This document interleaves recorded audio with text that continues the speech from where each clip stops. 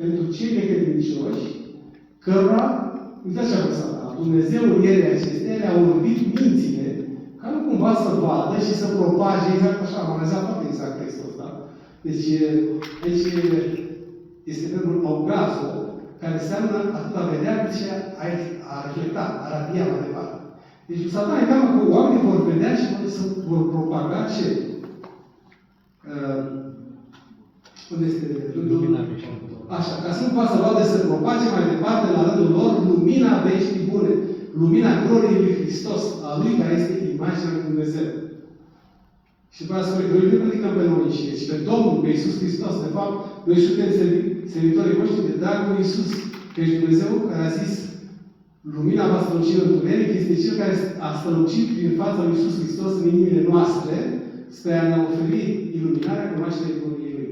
Deci Dumnezeu Tatăl strălucește prin lumina lui Hristos în inimile noastre.